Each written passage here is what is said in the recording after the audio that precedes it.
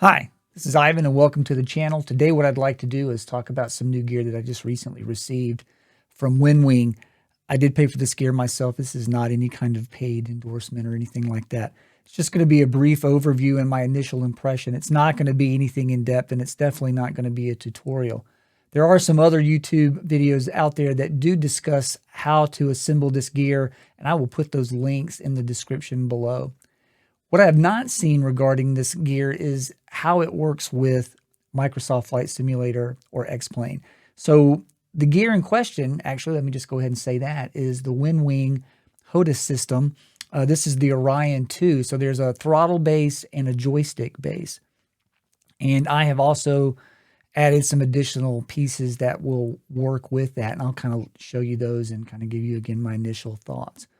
Right off the bat, I'll say this gear is impressive. It feels like it's high quality. It's mostly metal, at least in terms of the joystick, the throttle itself, and the collective for helicopter simulation. The throttle base does have some plastic, but it also has a lot of metal and some very high quality switches, and I'll show you that in just a second. Again, like I said, I don't see a lot of reviews out there, discussion about how does this work with Microsoft Flight Simulator.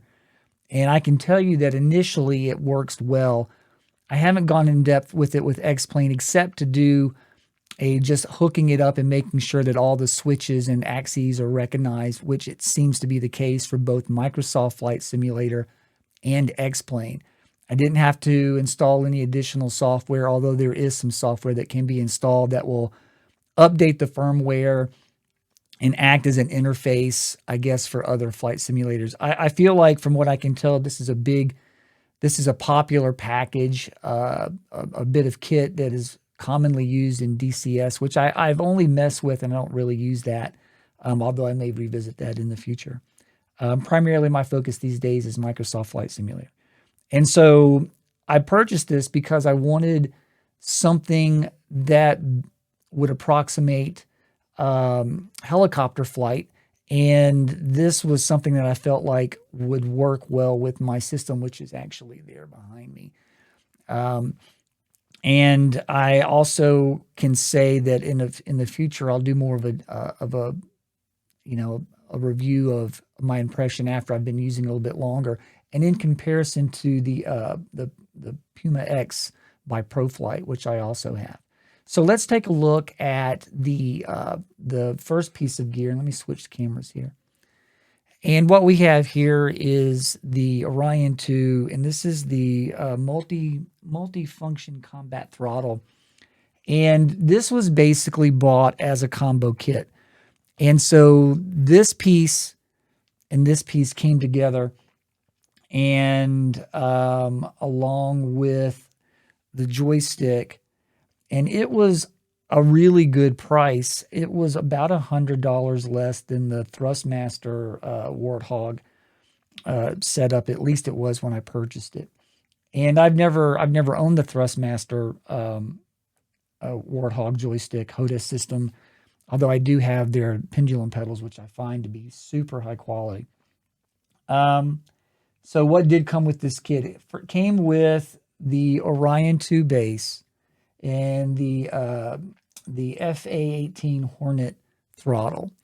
And that came, and then along with the joystick, which I'll show you here in just a second. So right off the bat, just very briefly, this feels super high quality. This is all metal up here, or mostly metal, and it's very smooth. And it just feels like a beast.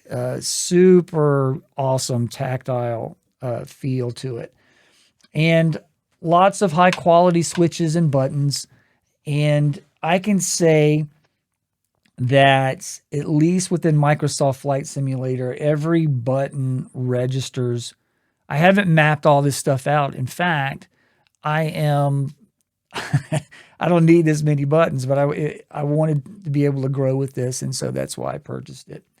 But every button works, every knob is registered in Microsoft Flight Simulator, and it does seem to work pretty well.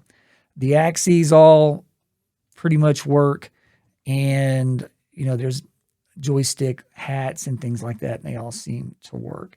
So that is the first part of the gear. And what you can, I don't know if you can tell or not. Here, let me turn out the light real quick.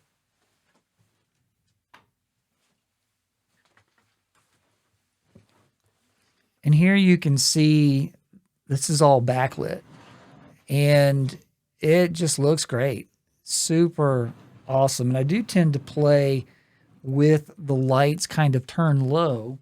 Let me turn the lights back on.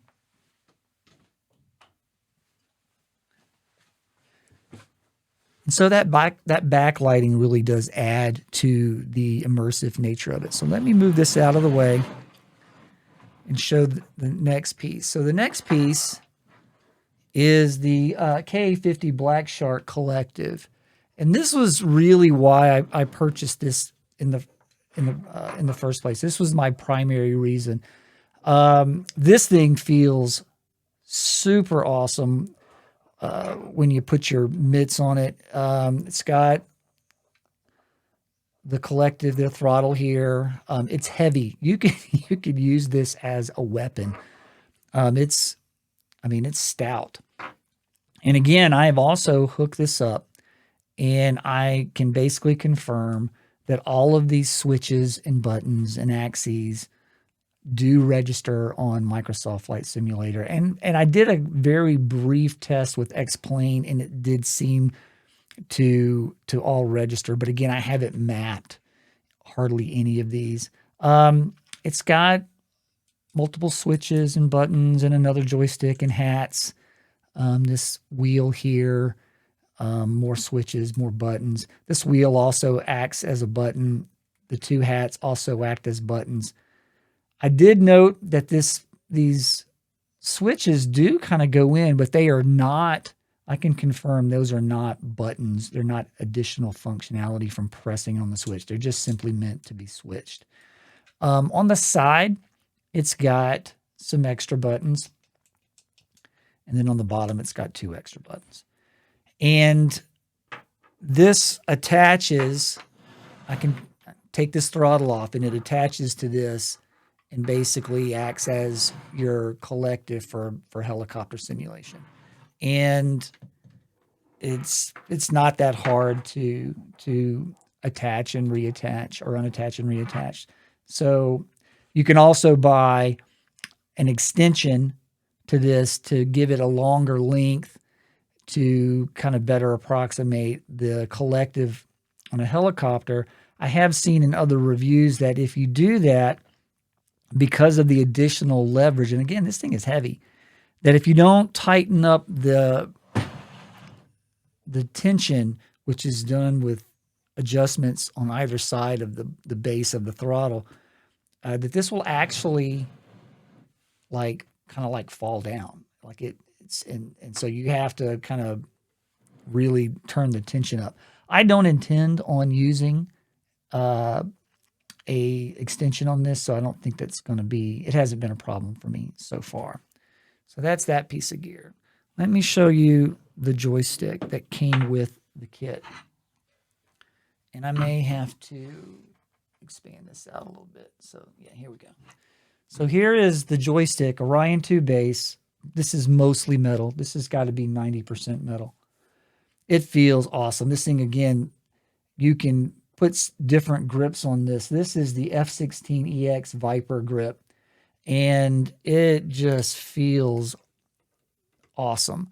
It's taller than I would like, but that's, there's nothing that can be done about that.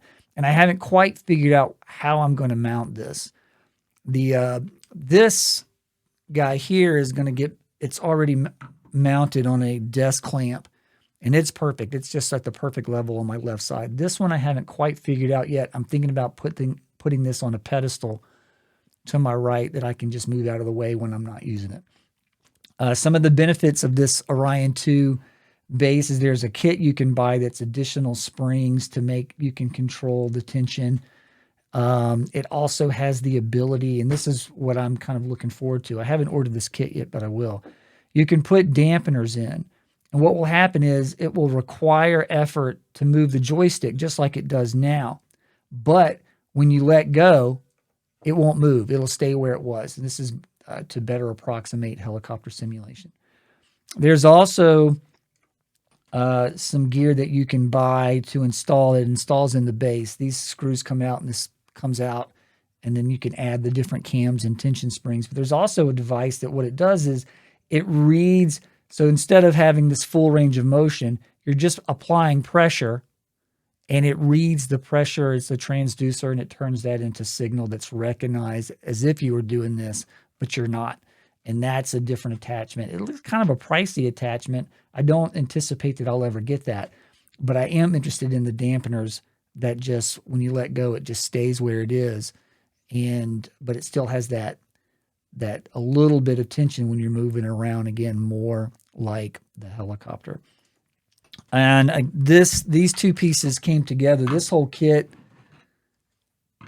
was called the, what was it called? The Orion 2 HOTAS Metal. And it's on the Winwings site. And it's super easy to find. This was a little bit cheaper, again, than the Thrustmaster stuff. I guess the other big competitor would be Virpil. And there's a bunch of reviews on their gear out there.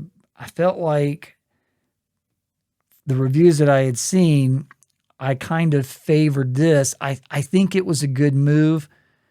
This is newer gear. It's a little more current, and it does work without any additional software. So I'm not going to be stuck with something if the software quits being developed. Again, I think this is primarily marketed towards DCS players, but I just wanted to get something out there that would discuss the utility of it for Microsoft people. So in any case, that's really all I wanted to say. It's just a very brief overview. My initial impression is very positive.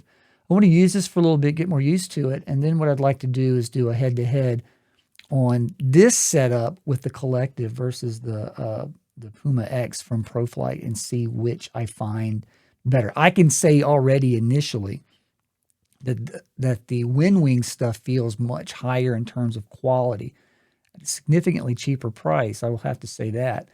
But there's definitely some things that the that the Puma X stuff does. It's a little bit better. The Collective has a great range of motion, the way it feels. The fact that that it's all one kit, and you can just put it in front of your computer, and when you're not using it, it's very small, it's very light, you can move it out of the way. Whereas the Winwing stuff, I plan on kind of mounting in a somewhat permanent fashion. In any case, if you have any questions or comments, please put them below, and if I can answer them, I will. And I will be updating this as I get more time on it. And I will also, again, put up a video where I do kind of a head-to-head with the Puma X stuff. So you guys have a great day, and I'll see you later.